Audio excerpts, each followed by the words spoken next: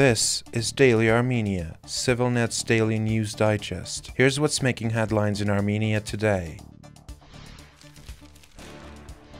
Nikol Pashinyan, Armenia's Prime Minister, and Recep Tayyip Erdoğan, Turkey's president, held a rare meeting yesterday on the sidelines of this year's United Nations General Assembly to discuss ongoing efforts to normalize relations, the two leaders' offices reported. Pashinyan and Erdoğan reviewed the steps already taken in the existing agreements, referring to a breakthrough July 2022 deal to partially reopen the long-shuttered Armenia-Turkey border, the Armenian Prime Minister's office said. Although the statement suggested that the border be opened at the earliest date possible, the situation remains unchanged. The leaders also discussed regional issues, the readout added, including the state of negotiations between Armenia and Azerbaijan toward a separate normalization deal. For its part, Erdoğan's office reported unspecified significant progress on the path to unconditional normalization between the two countries. Armenia and Turkey recognize each other but have never established diplomatic relations. Disputes include Turkey's denial of the Armenian genocide and Ankara's critical assistance to Azerbaijan during the 2020 war in and around Nagorno-Karabakh. In other diplomatic news, Armenian Foreign Minister Ararat Mirzoyan, US Secretary of State Antony Blinken, and Azerbaijani Foreign Minister Ceyhun Bayramov are expected to hold a meeting tomorrow.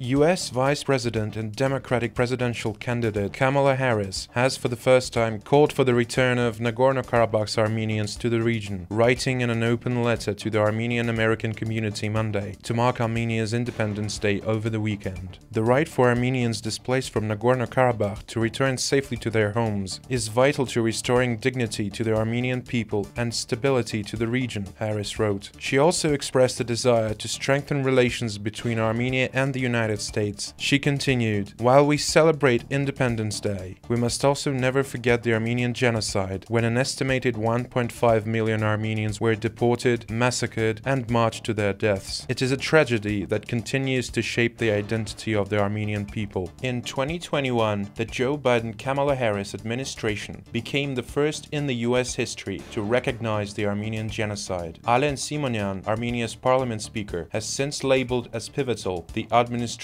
efforts to stop Azerbaijan's invasion of Armenia in September 2022. The United States will hold presidential elections on November 5th. The country is home to one of the world's largest Armenian diaspora communities.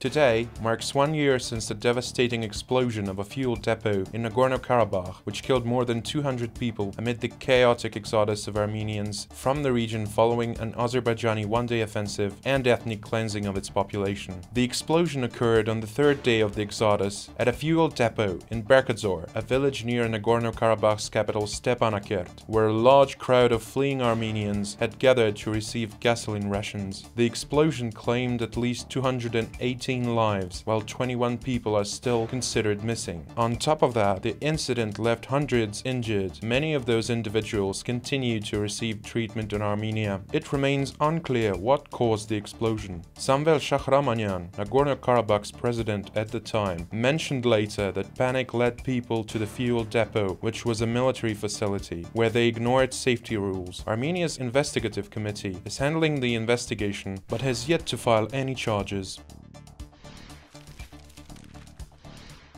You can also read an op-ed by our regular contributor Tigran Grigoryan, the head of the Regional Center for Democracy and Security, a Yerevan-based think tank. In this piece, Grigoryan shares his opinion on the issue of what he describes as Karabakhophobia and on the hate speech certain Armenian officials have recently used against Nagorno-Karabakh's Armenians. You can find this op-ed on our website at sivilnet.am or in the video description below.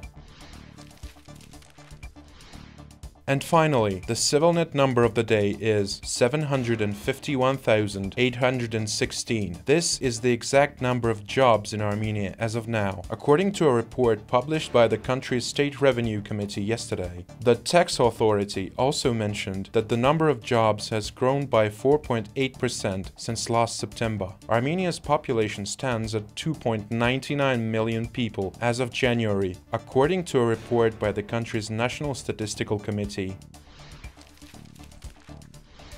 And, as always, please follow CivilNet for the latest news and independent reporting from our contributors on the ground here in Armenia.